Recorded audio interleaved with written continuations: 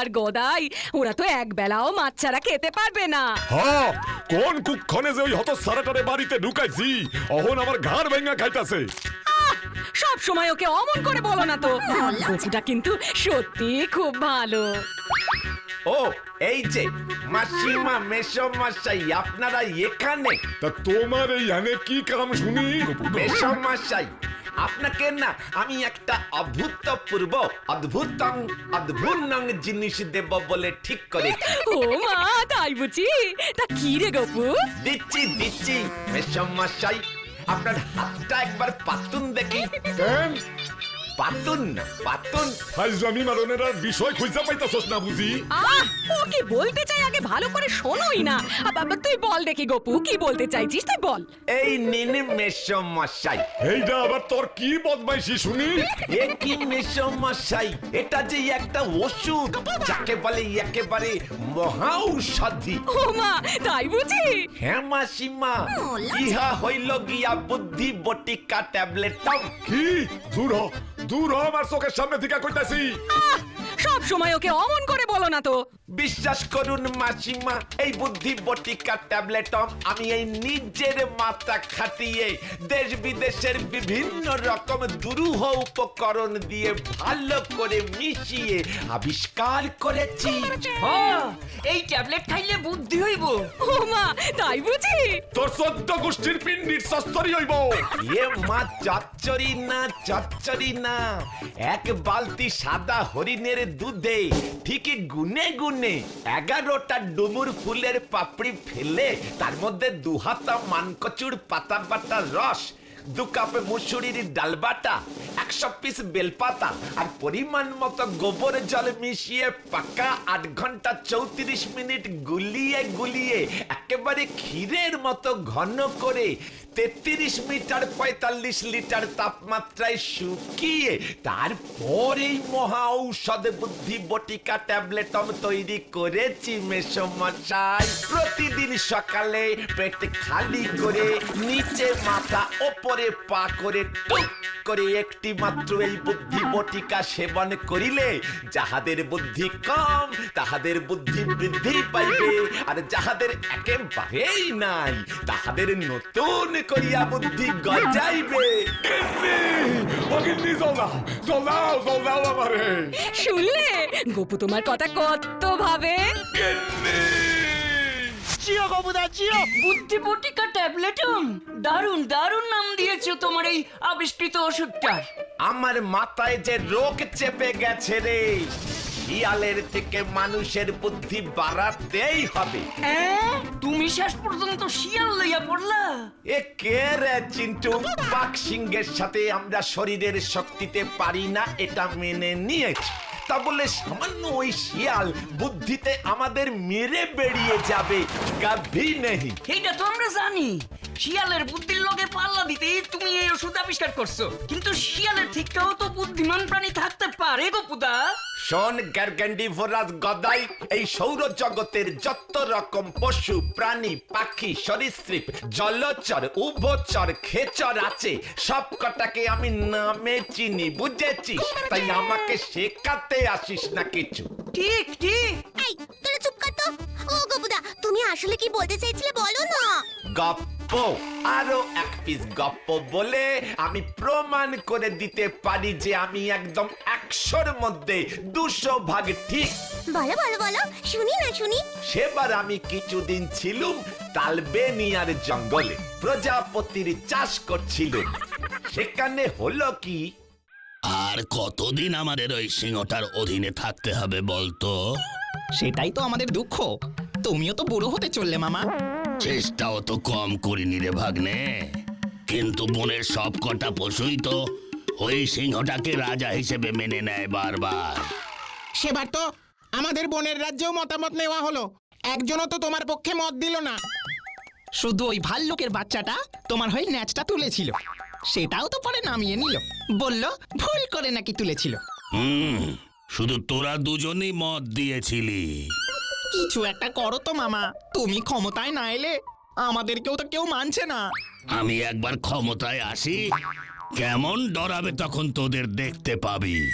সেই আশাতেই তো এতগুলো বছর বসে বসে আছি। তুমিও তো বুড়ো হতে চললে। ঠিক বলেছিস, আমিও সেটা যে ভাবি না তা নয়। তার থেকে বেঁচে থাকতে থাকতেই ওই সিংহটাই যদি তোমাকে রাজা বলে নিযুক্ত করে যায়, সবাই তখন তোমাকে মেনে নেবে। একদম ঠিক, কথাটা তুই খারাপ বলিসনি। তাহলে আজকের রাতটা আমায় একটু সময় দে, একটা জব্বর বুদ্ধি বের করি। সেরকম হলে কালই যাওয়া যাবে ওর কাছে। আজ তবে যা, কাল আসিস। বুঝলে তো মোরক দাদা, ওই শেয়াল দুটোর জ্বালায় তো আর বনে থাকাই যাচ্ছে না। কেন রে, কাল রাতেও কি তোর কোনো বাচ্চাকে নিয়ে গেছে? ভাগ্যিস আমার ঘুমটা ঠিক সময় ভেঙে গিয়েছিল, নয়তো এভাবে তো আর চলতে পারে না। চল, এই সমস্যাটা আমরা বরং আমাদের রাজা মশাইয়ের কাছে গিয়ে বলি। চল তাহলে রাজামশাইয়ের কাছে যাওয়া যাক। চলো চলো, আমারও আর তর সইছে না।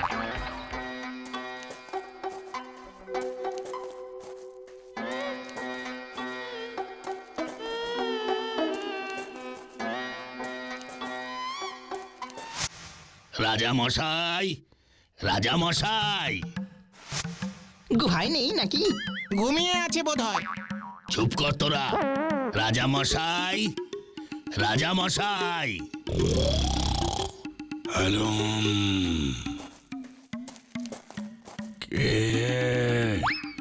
কে ডাকে আমায়? কে? নাম নেবেন রাজামশাই? ও, তোমরা এসেছো? তাই সকালবেলা মামা ভাগ্নেরা মিলে আমার কাছে কি মনে করে? একটা ভীষণ গুরুত্বপূর্ণ খবর আপনাকে দিতে এলাম রাজামশাই। কি এমন গুরুত্বপূর্ণ খবর যা বলতে এই সাত সকালে আমার কাছে চলে এসেছো? মহারাজ, কাল রাতে আমি একটা অদ্ভুত স্বপ্ন দেখেছি। স্বপ্নে আমাদের বনদেবী দেখা দিলেন। কি বলছো তুমি? আমাদের বনের দেবী তোমাকে স্বপ্নে দেখা দিলেন? সেটাই তো বলছি রাজামশাই। তারপর বললেন যে তুই কি বর চাস বল। তারপর আমি তো অবাক, কি বলবো ভাবছি, হঠাৎই আপনার কথা আমার মনে হলো। সে কি আমার কথা? হ্যাঁ রাজামশাই, হ্যাঁ আপনার কথা। এই যে আপনার বয়স হয়েছে, দুর্বল হয়ে পড়েছেন, শিকারে বের হতে পারেন না। ঠিকই, বড় কষ্টে আছি। আপনার কষ্টে আমার চোখে জল এসে যায়। যতই হোক আপনি আমাদের রাজা, অভিভাবক। কেঁদো না, কেঁদো না, বলো তারপর কি হলো? আমি দেবীকে দুহাত জোর করে বললাম, আমার জন্য আমি কিচ্ছু চাই না দেবী। আমার শুধু একটাই প্রার্থনা, আমাদের রাজা মশাইকে আপনি আবার আগের মতন শক্তিশালী করে দিন, উনি যেন অমর হতে পারেন। তারপর কি হলো এক্ষুনি বলো। আমার এই কথা শুনে দেবী বললেন, তোদের রাজা আবার তার শক্তি ফিরে পাবে, অমর হতে পারবে। তার একটা উপায় আছে। কি সেই উপায়?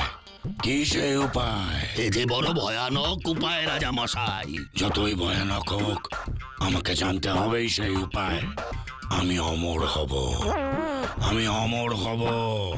বলো বলো বলো সেই উপায়। দেবী বললেন, এই বনেরই এমন একটা পশু আছে যার বুক চিরে রক্ত পান করলেই আপনি অমর হয়ে যাবেন। কোন সে পশু এই বনে আছে যার বুকের রক্তে আমি অমর হতে পারবো? এক্ষুনি বলো তার নাম। সেটাই তো সমস্যা। কি সেই সমস্যা আবার? মনে রেখো, আমি এই বনের রাজা। আসলে তক্ষুনি ওই মোরগটা ডেকে উঠলো, আমারও ঘুমটা ভেঙে গেল, আর জানাই হলো না কোন সে পশু। তাহলে এখন উপায়? আপনি আমাদের রাজা, আপনি যদি এই স্বপ্নের ব্যাপারটা অন্য সব পশুদের বলেন, তাহলে হয়তো একটা ব্যবস্থা হবে। কিভাবে? আপনি বলবেন যে এটা আপনার আদেশ। প্রত্যেক দিন একজন পশুর বুকের রক্ত আপনার চাই। এইভাবে একদিন আপনি নিশ্চয় ঠিক সেই রক্ত পান করতে পারবেন। ধন্যবাদ, ধন্যবাদ শেয়াল ভাই। আজ থেকে তুমি আমার খাস বন্ধু হলে। কালই সব বনের পশুদের দেখে আমি তোমার স্বপ্নের কথা বলছি আর আমার আদেশ জারি করছি। একই রকম দিন এলো, ওই পাজি ধূর্ত শেয়ালটার জন্যই আজ আমাদের এই অবস্থা। ও ইচ্ছে করেই রাজামশাইকে এমন মিথ্যে স্বপ্নের গল্প শুনিয়েছে। আর তাই শুনে রাজামশাই প্রত্যেক দিন আমাদের একজনের প্রাণ নিচ্ছেন। আমার বাচ্চাগুলোকে তোমরা একটু দেখো ভাই। আমরা নিজেরা বাঁচলে তবে তো। আজ কার পালা ভাই? ওই হরিণ দিদির। কাল হয়তো আমি যাব। দাঁড়াও হরিণ দিদি, আজ আমিই যাব। সে কি রে, তোর তো অনেক পরে যাওয়ার কথা। না, আজ আমিই যাব। তোমাদের সবার কাছ থেকে আমি যাওয়ার জন্য অনুমতি চাইছি। কেন রে, তোর হঠাৎ এত মরতে ইচ্ছে হলো কেন? মোটেও আমি মরব না, দেখোই না আমি কি করি। ঠিক আছে, ঠিক আছে, তবে তুই যা। ঠিক আছে, আমি বেরিয়ে পড়ি, এমনিতেই অনেক দেরি হয়ে গেছে। ও যা বুদ্ধি তুমি বার করেছো না। শুনলাম আজ নাকি ওই পুঁচকে খরগোশটা যাচ্ছে। কিন্তু আমি তো ভাবছি অন্য কথা। কি অন্য কথা আবার? বনে যদি কোনো পশুই না থাকে তবে আমরা খবরদারি চালাবো কাদের ওপর? ঠিক ঠিক, তখন রাজা হয়েই বা লাভ কি? তোরা কি ভেবেছিস বনের পশু এভাবে প্রতিদিন নিজেদের প্রাণ দেবে? দেখবি একদিন সকলে মিলে জোট বেঁধে ওই বুড়ো সিংহটার বিরুদ্ধে রুখে দাঁড়াবে, ওকে আক্রমণ করবে, মেরে ফেলবে। তারপর তারপর তুমিই হবে বনের রাজা।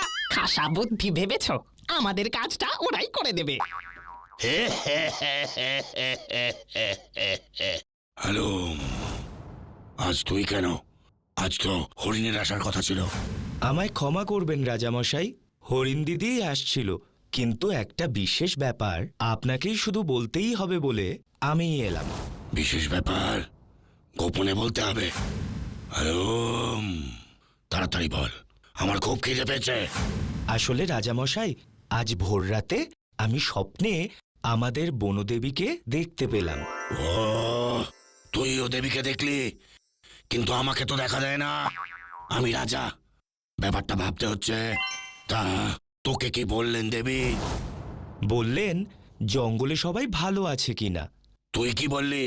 কি আর বলবো, বললাম আমাদের রাজামশাই আমাদের খুব সুখেই রেখেছেন, কিন্তু উনি নিজেই ভালো নেই। তারপর উনি কি বললেন?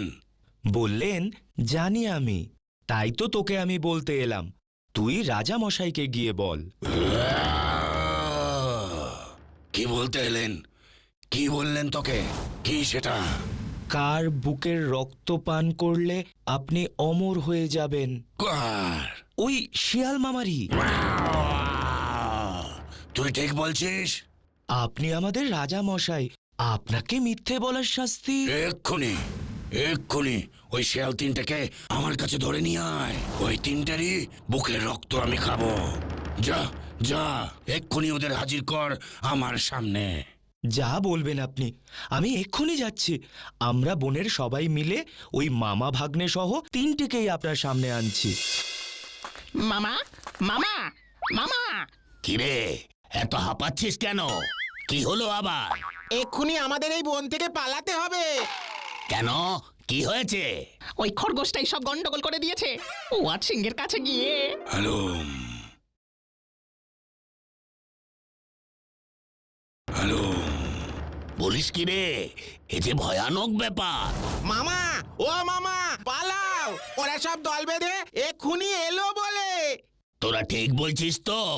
তুমি তাহলে থাকো, আমরা পালাই। যাস নে ভাগ্নে, যাস নে, আমাকেও নিয়ে যা, আমিও যাব তোদের সাথে।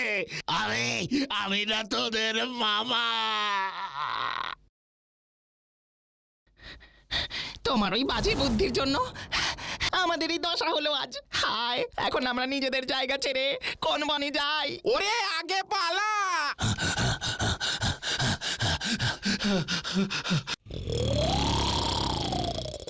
তুই কেন এলি? আমার খুব খিদে পেয়েছে। তোকে খেয়ে আমার পেট ভরবে না। ঠিক আছে রাজামশাই, আমি তাহলে ফিরে গিয়ে ভাল্লুক খুড়োর পুরো পরিবারকেই পাঠিয়ে দিচ্ছি। তবে আমি একটা খুব ভালো খবর এনেছি। ওয়াও! কি ভালো খবর, তাড়াতাড়ি বল। ওই শেয়ালগুলোর খোঁজ পাওয়া গেছে। হ্যালো, ওরা তো শুনেছি পাশের বনেই আশ্রয় নিয়েছে। ওটা তো আমার রাজ্যের বাইরে, ওখানে তো আমি যেতে পারবো না। অত দূর যাওয়ার শক্তি তো আমার নেই। আপনি ঠিকই শুনেছেন, কিন্তু আসল খবর হলো ওদেরকে ওই বনের অন্য পশুরা থাকতে দেয়নি। তাই ওরা রাতের অন্ধকারে চুপি চুপি এসে আমাদের জঙ্গলের দক্ষিণে যে পুরনো কুয়োটা আছে সেখানেই আশ্রয় নিয়েছে। শুধু রাতের বেলায় বাইরে এসে খাবার জোগাড় করে, আবার ভেতরে চলে যায়। কি বলছিস তুই? সত্যি খবর? আপনাকে ঠিক আছে, ঠিক আছে।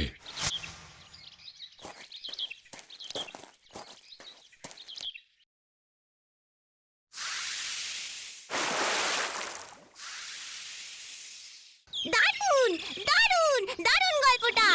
বুঝলাম, এইবার বুঝতে পারলাম। কিন্তু আমি একটা ব্যাপার বুঝলাম না, এখানে তো শিয়ালের থেকে খরগোশের বুদ্ধি বেশি প্রমাণ হলো। ঠিক ঠিক, আমি তো এই লাগাই তখন কইছিলাম শিয়ালের থেকেও বেশি বুদ্ধির প্রাণী থাকতেই পারে।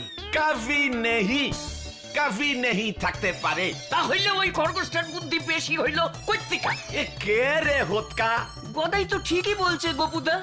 ওরে গ্যারগ্যান্ডি ফরাসের ভাগ্নে, ওই খরগোশটাই তো ছিল আমার গিনি পিগ। খরগোশ আবার গিনি পিগ হইলো কবে থেকে? এ কে রে ঝিনুক? কিছু জানেন না। ওরে আমার মতো পৃথিবীর বড় বড় বিজ্ঞানীরা তাদের আবিষ্কৃত জিনিসপত্র সর্বপ্রথমে যার উপর পরীক্ষা করে তাহাকেই গিনি পিগ বলে, বুঝেছিস? জিও গোপুদা জিও। তাই আমিও আমার প্রথম তৈরি বুদ্ধি বটিকা ট্যাবলেটম ওই খরগোশটাকে খাইয়ে দেখছিলুম সব ঠিকঠাক হলো কিনা। ব্যাস এক ডোজেই দেখি শিয়ালের বুদ্ধি খরগোশের বুদ্ধির কাছে কুপোকা। ভাগ্যিস দুটো ট্যাবলেট খাওয়াইনি। জিও গোপুদা জিও।